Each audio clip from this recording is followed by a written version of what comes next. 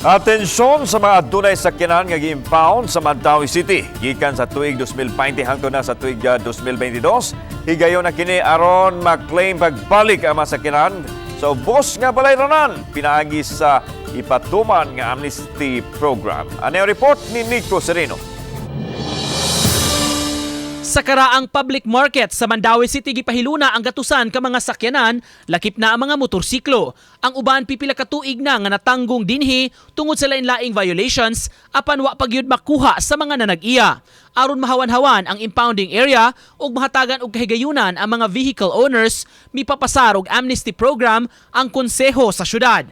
Sa sesyon napasar kini sa first reading ug ipasa pa sa Committee on Laws. Kung hingpit nga mapasar ang tanan nga mga sakyanan nga na-impound gikan Enero 2020 hangtod December 2022, mubayad na lang og 1,000 pesos nga storage fee. Itandi kini sa kaniadto adlaw-adlaw nga storage fee usa ka gatos sa motorsiklo ug 500 sa four-wheeled vehicles. Apan bayran gihapon ang penalty sa mga violations. Ang atong impounding puno ni gayo.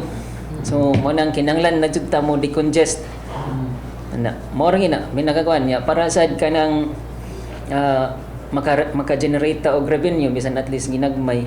Tuig 2021 una na nga nakapatuman ang syudad og amnesty program sa tanan pa nga mga sakyanan nga na-impound gikan 2015 hangtod 2020. Apan menos ra kaayo ang mi-claim niini. Unlike before pag 2021 kini taas na ang period ba 3 months unya much lower gid ang kuan ang atuang meron nun 1,000 na lang kay before man good percentage ra biya to.